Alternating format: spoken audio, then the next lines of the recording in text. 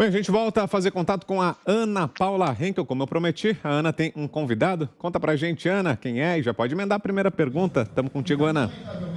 Eu não vejo possibilidade de recuperação dessa militância negra idiotizada. Vitor, eu estou aqui com o Felipe Martins, que é assessor especial da Presidência da República para assuntos internacionais.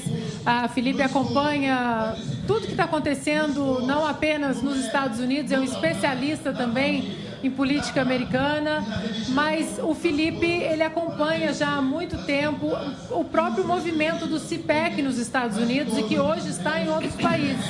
Felipe, boa noite. Boa noite, Ana. Qual a importância desse tipo de movimento para o Brasil, uma vez que eu estava comentando antes de você entrar aqui no estúdio, que hoje a palavra que eu mais ouvi desde de manhã não foi Jair Bolsonaro, não foi STF, foi Constituição. Todo mundo aqui dizendo Constituição, Constituição. Queria que você dissesse a importância desse tipo de evento para aí no terreno da gente começar a defender princípios e leis, né, e não apenas políticos como nós defendemos na nossa história.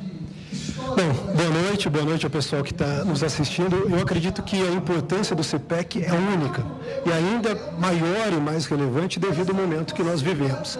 A Ana disse muito bem que o CPEC é um evento tradicionalíssimo nos Estados Unidos e que ao longo dos anos permitiu aquilo que se chama de direita americana, de movimento conservador americano, se organizar. E como você falou, o conservador, muitas vezes, é confundido com algum tipo de defensor de políticos, de político A, de político B, mas o conservador nada mais faz do que defender um conjunto de valores que, antes de mais nada, funcionaram para garantir a segurança e a liberdade das pessoas. Um desses valores é justamente o império da lei. E o império da lei na forma, por exemplo, constitucional, seja ela escrita, seja ela apenas no rol de costumes, como existe em alguns países. Então, no momento como o atual, no qual há perseguições flagrantes contra conservadores, contra pessoas que ousam defender o Brasil como nação, como pátria, que sonham com um Brasil melhor e que defendem, seja o governo, seja os valores que convergem com o do governo, esse movimento é importantíssimo. E importantíssimo, em primeiro lugar, porque ele nos permite nos organizar como um movimento político efetivo e, através dessa organização, nos permite ter uma ação que não pode ser, digamos, deturpada, demonizada. As pessoas gostam muito de dizer que nós não somos conservadores, que nós somos reacionários, que nós somos pessoas que defendem valores obscuros e queremos um regresso à Idade Média. Não, não tem nada disso. O que nós defendemos nada mais é do que a democracia liberal representativa. A democracia em primeiro lugar, porque evidentemente nós queremos um governo no qual os governados consintam com aquele governo, por meio da eleição, por meio do voto, por meio da participação direta, quando isso é possível. Liberal porque ela limita justamente o poder do Estado, protegendo então aquilo que os founding fathers americanos, que a Ana Paula sempre cita aqui, chamavam de direitos inalienáveis, ou seja, os direitos fundamentais que não nos foram dados pelo Estado, mas por Deus, ou que são inatos ao ser humano, ou seja, a proteção da nossa dignidade humana frente à força do Estado. E representativa porque o modelo que se mostrou mais perfeito, mais funcional até o momento, foi o modelo de participação através de representantes eleitos diretamente. Então, o que nós defendemos é o velho modelo da democracia ocidental e não nenhum tipo de ditadura, nenhum tipo de regime autoritário, ao contrário do que tentam propagar justamente para que possam nos perseguir com mais facilidade. Ana, eu vou fazer a pergunta, mas eu só vou te pedir uma gentileza antes. O pessoal aqui no chat está dizendo que o som do microfone que o Felipe está segurando está muito estourado. Deu para a gente ouvir a resposta, mas então, na próxima pergunta, eu vou pedir, Ana, que você deixe o seu microfone com o Felipe para que aí ele responda no seu que está com o som um pouquinho melhor. A pergunta que eu faço, Felipe, em primeiro lugar, te desejando boa noite, te agradecendo aqui pela presença aqui no programa, é se esse cenário que você narrou agora acontece também em outros países, aproveitando a sua experiência aí como assessor de assuntos internacionais da presidência. Você enxerga isso que está acontecendo aqui no Brasil como algo exclusivo nosso ou não? Isso se repete também mundo afora. Felipe, boa noite.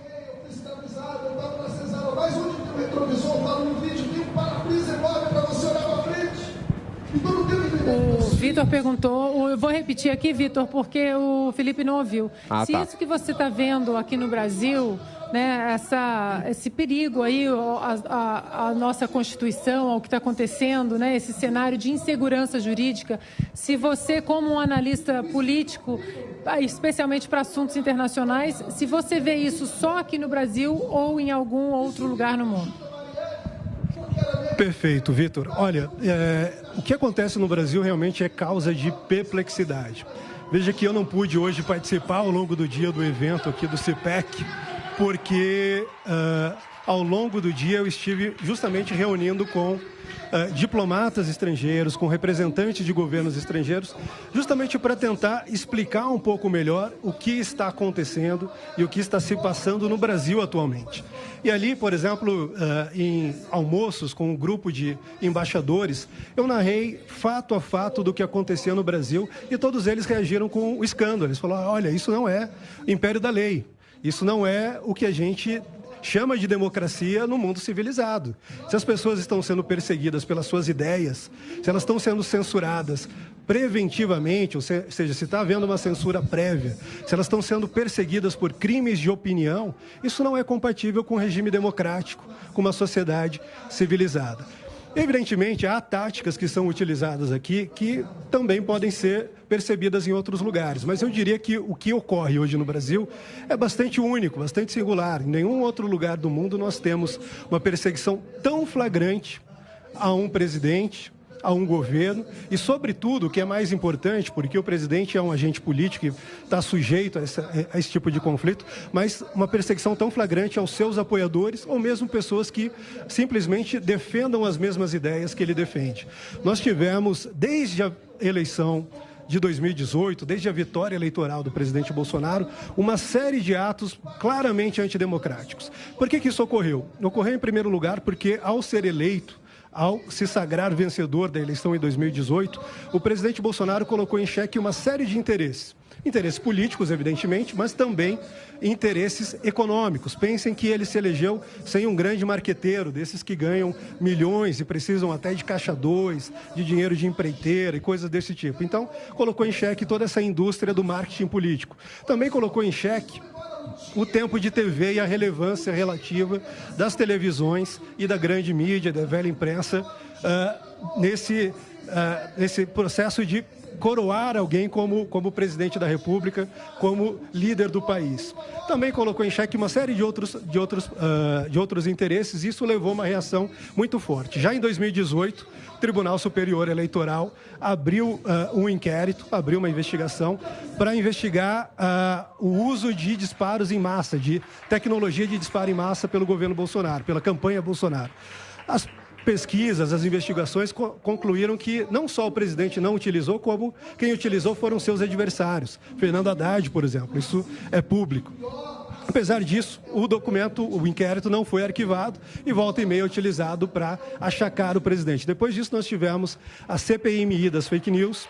Tivemos, a partir da CPMI das fake news, o nascimento desses dois inquéritos, que até hoje são responsáveis por tantos atos de autoritarismo e abusos de poder e de autoridade, que são o inquérito das fake news e o inquérito dos atos antidemocráticos. Vejam que todas essas ações sempre miraram a forma de comunicação que o presidente Bolsonaro utilizou na sua campanha. Por quê? Porque era uma forma de comunicação descentralizada, uma forma de comunicação que colocava o poder e a iniciativa na sociedade civil, na população. E isso não era aceito pelos donos do poder. Então, eles pegaram esse modo e tentaram criminalizar. E não só criminalizar nesses inquéritos que eu mencionei.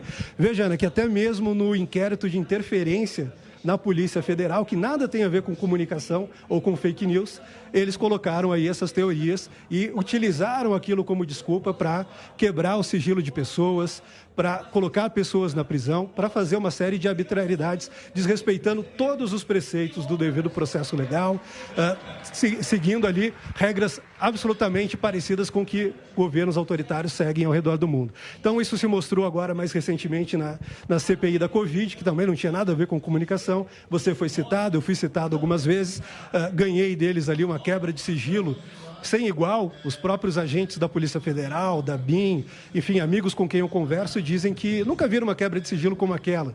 Acesso a todas as pesquisas que eu realizei no Google, a todos os vídeos que eu assisti no YouTube, a todas as conversas que eu tive por diversas redes sociais, e de um modo que isso caia nas mãos não só de investigadores isentos, como os da Polícia Federal, mas também nos inimigos do governo, como os senadores do PT e de outros partidos de oposição. Então, o que está ocorrendo no Brasil, eu estou citando aqui o meu exemplo, porque a minha história está entrelaçada com isso, mas nós temos, evidentemente, casos piores, pessoas que foram colocadas na cadeia, sendo colocadas na cadeia, foram agredidas, torturadas, e que já levaram essas denúncias a fóruns internacionais, a cortes internacionais, e esperamos que sejam acolhidas, sejam acatadas. Então, o que está ocorrendo aqui no Brasil é um exemplo de barbárie, como eu disse. Os diplomatas que não ouvem isso tão usualmente, não ouvem isso normalmente na grande imprensa, na mídia, ficaram escandalizados e entenderam que tanto esse evento quanto as nossas manifestações de modo geral, como essa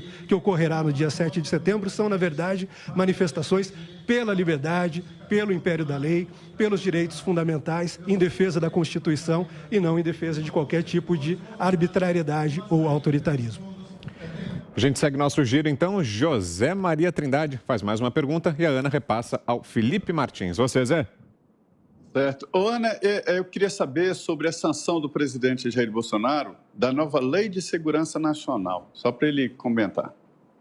Durante quase 3 meses, uma liminar que me censurou em razão... O Zé Maria está perguntando, Felipe, sobre sua opinião ou seu comentário sobre a sanção do presidente Jair Bolsonaro na nova Lei de Segurança Nacional. Bom, veja, Zé, que durante muitos anos, e você como alguém que acompanha os bastidores da política, a gente ouviu que a Lei de Segurança Nacional, tanto na sua velha forma, sobretudo na sua velha forma, era um entulho autoritário que nós havíamos herdado do regime militar.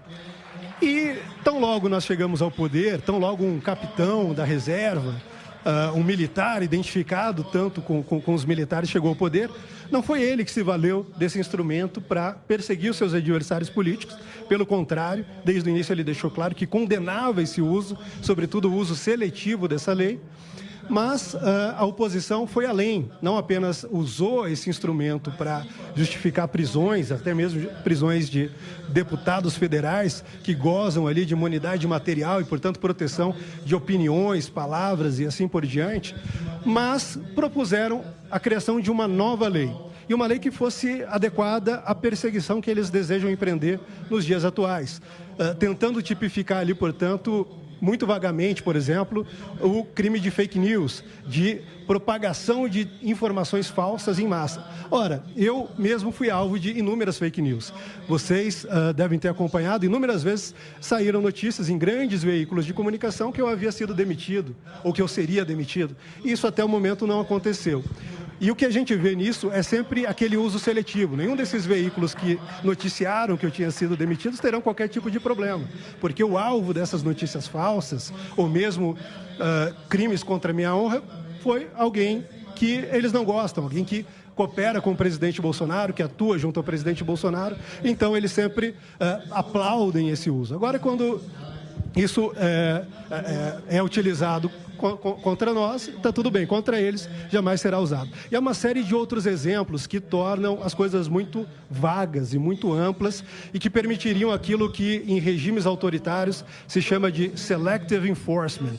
Isso é característico de inúmeros regimes que existem hoje no mundo, no qual você tem uma série de leis bastante abrangentes, nas quais talvez todos os cidadãos de um determinado país possam ser enquadrados de uma forma ou de outra, mas que eles selecionam os seus alvos, ou seja, aquela voz incômoda, aquela pessoa que começa a incomodar os donos do poder, o regime dominante, começam a ser alvo dessas ações, seja no âmbito financeiro, seja no âmbito tributário, seja, como é mais recentemente, no âmbito informacional, tentando regular o modo como as pessoas falam, se expressam, utilizam as novas tecnologias, as tecnologias de redes sociais. Então, aquilo ali, evidentemente, não tem lugar também num país democrático como o Brasil. Acredito que o presidente Bolsonaro fez isso muito conscientemente, fundamentou muito bem esse veto, essa sanção a essa lei, para que nós possamos continuar tendo liberdade e, através da liberdade, a gente possa organizar minimamente o nosso país, que passa por tantas dificuldades,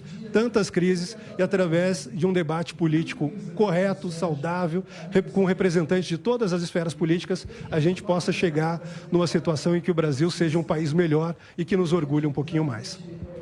José Carlos Bernardi. Rapidamente, porque tem que ser bem curtinho, né? A pergunta para a Ana poder passar. É um privilégio ter o Felipe Martins conosco.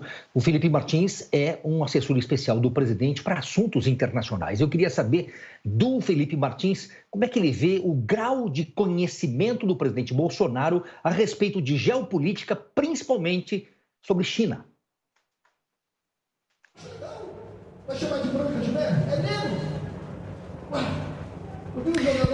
Bernardi está perguntando, Felipe, você que é assessor assessor especial para assuntos internacionais, quanto o presidente Bolsonaro entende ou tem um conhecimento mais profundo sobre a geopolítica atual, o tabuleiro atual, principalmente em relação à China?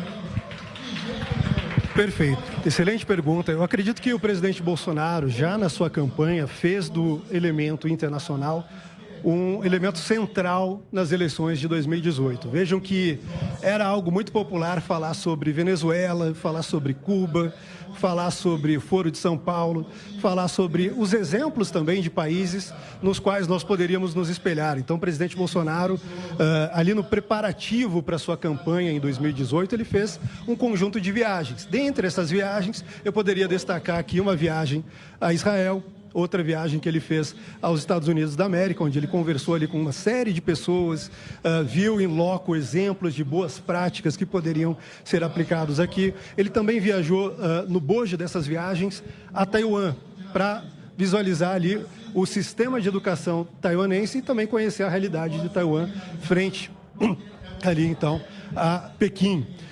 Tudo isso mostrou de modo muito claro a identidade que o presidente Bolsonaro queria dar ao seu governo, que era uma identidade claramente democrática, claramente fundada na liberdade, como nós falamos, na limitação do poder estatal, não só em relação à economia, mas também em relação aos direitos e liberdades fundamentais. E a consciência do presidente Bolsonaro se fez enxergar já nesse momento. Ele antecipou uma série de movimentos que ocorriam no mundo e antecipou de modo muito claro a posição que o Brasil deveria tomar, beneficiando o Brasil, por exemplo, em 2019, numa situação de mais normalidade, ao colocar o Brasil no posto de terceiro destino mundial de investimentos no mundo. Eu lembro muito claramente que quando o presidente falava sobre Israel e sobre a aproximação com Israel, muitos dos especialistas que hoje criticam a política externa brasileira diziam que isso seria desastroso, causaria uma tragédia para o relacionamento do Brasil com os países árabes. Ora, hoje o relacionamento do Brasil com os países árabes está no seu melhor momento da história. A Liga Árabe, o conjunto de países árabes, se tornou o nosso terceiro parceiro comercial. E isso mostra a qualidade da análise que foi feita pelo presidente e pela sua equipe. E aqui, para não dizer que eu estou faltando com modéstia, eu estou falando realmente do presidente Bolsonaro. Me surpreende ali o quanto as intuições dele, o quanto o sentimento, o feeling dele realmente, aponta sempre na direção certa.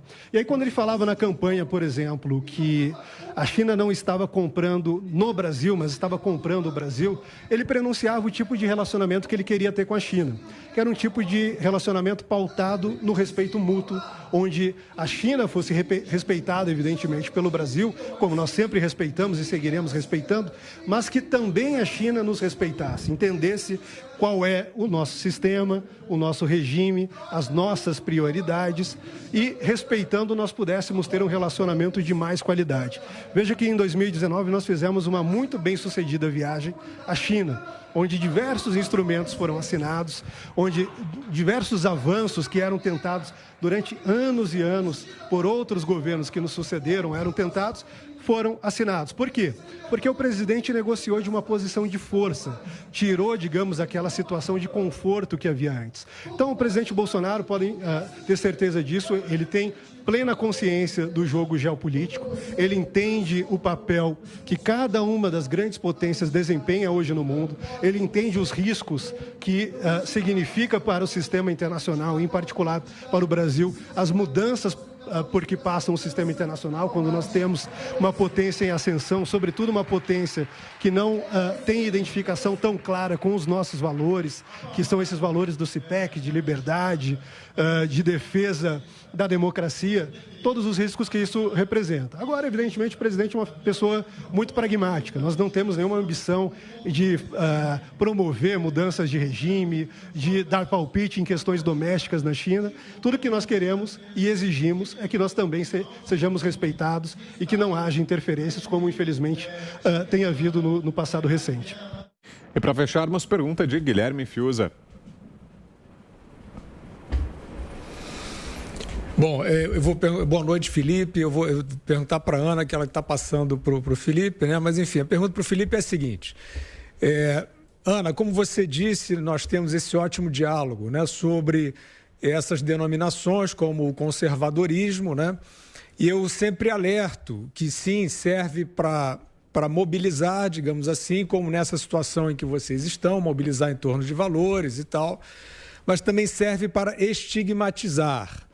Então, o que eu queria perguntar ao Felipe é o seguinte: hoje, uma parte do nome do jogo desses que agem a soldo de governos obscuros, de fundações bilionárias, fantasiadas de progressistas, é fingir que estão lutando pela democracia contra os conservadores, como o Felipe bem ressalvou, que são chamados de reacionários, a direita. É uma estigmatização, uma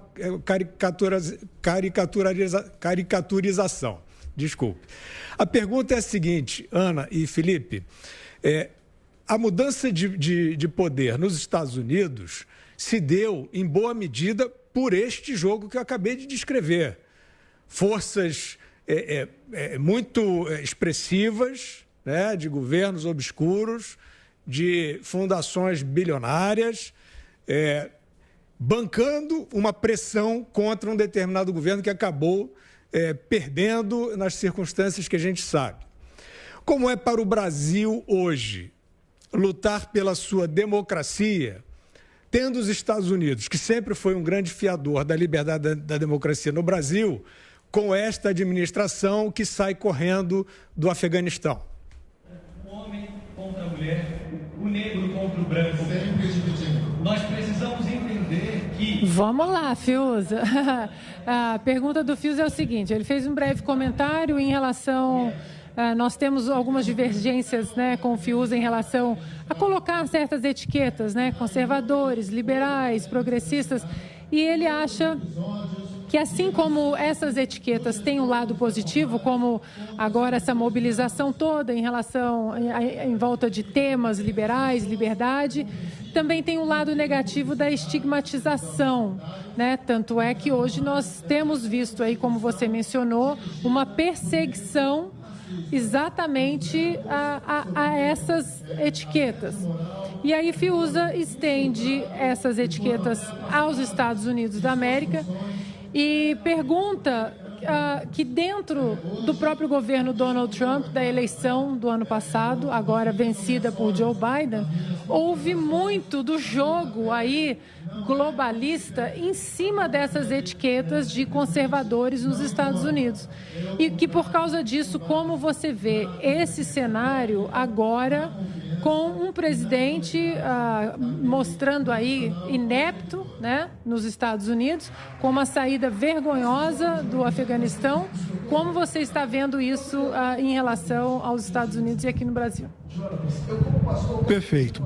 Antes de mais nada, eu queria dizer que eu concordo com o Fiuza que, sobretudo em momentos como o atual, no qual nós estamos lidando com questões fundamentais, e uma das questões fundamentais aqui é justamente a questão da nossa sobrevivência como cidadãos comuns que participam da política e que defendem uma certa linha de pensamento, os rótulos talvez possam atrapalhar um pouquinho. Mas aí eu acredito que nós temos que trabalhar em duas frentes. Numa delas, evidentemente, preparando o terreno para que a gente possa remover esses estigmas, e numa outra frente para que nós possamos falar a pessoas que estejam fora da nossa bolha política, partidária, ideológica e assim por diante. Então, eu penso que as pessoas no momento atual devem entender que não se trata tanto de promover uma agenda conservadora no Brasil, mas muito mais conseguir com que o Brasil tenha hoje as condições mais gerais do ponto de vista moral, do ponto de vista intelectual, para que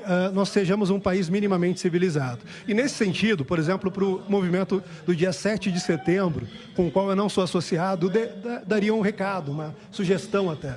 Falem sempre em nome de valores mais abrangentes, mais universais, de valores brasileiros. Veja, por exemplo, que a ideia de que um juiz deve ser justo e de que ele deve ser neutro e de que ele não deve instrumentalizar a justiça para perseguir adversários políticos, isso não é uma ideia e um valor conservador. Essa é uma ideia brasileira, essa é uma ideia democrática e que é muito mais abrangente do que um único movimento político. A ideia de que as pessoas devem ter liberdade de expressão e não devem ser perseguidas pelas suas opiniões também é algo muito mais abrangente do que o mero conservadorismo. É uma ideia fundada já no ethos brasileiro, na nossa forma de pensar e de enxergar. O brasileiro é uma pessoa livre, alegre, contente, que gosta de fazer brincadeira com tudo, de fazer suas piadas, de falar livremente, de discutir todos os assuntos, seja onde for. Então, aqui eu não poderia concordar mais. Nós temos que buscar valores abrangentes, que fale a toda a sociedade, para que todos entendam o que está se passando no Brasil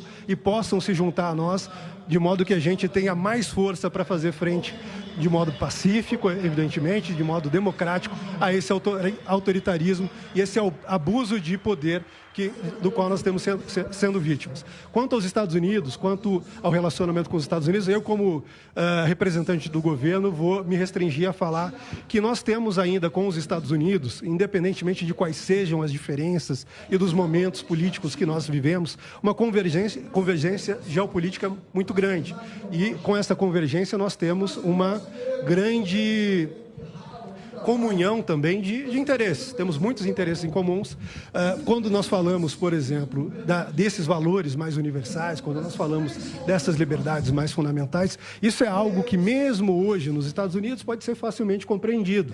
E justamente alguns dos representantes diplomáticos e de governos exteriores com quem eu falava hoje e ontem também, são dos Estados Unidos, para que eles pudessem compreender o que está ocorrendo aqui e não caíssem num certo truque, numa tentativa que está ocorrendo aqui no Brasil, que é de colocar toda essa manifestação, todo esse movimento do dia 7 dentro do esquema mental do 6 de janeiro lá nos Estados Unidos, que é uma grande armadilha para mostrar que nós somos autoritários, para mostrar que nós ameaçamos as instituições e para causar nos Estados Unidos e em outros lugares do mundo, sobretudo no mundo democrático, uma reação automática, dizer, olha, o que está acontecendo no Brasil é uma ameaça às instituições, então nós temos que sufocar esse movimento. A gente não vai cair nesse truque, eu tenho certeza que a população brasileira é muito mais esperta, muito mais inteligente do que pensa a nossa oposição, e com isso manteremos aí todas as convergências que são essenciais na geopolítica, no campo dos valores, e construiremos um relacionamento cada vez melhor com os Estados Unidos,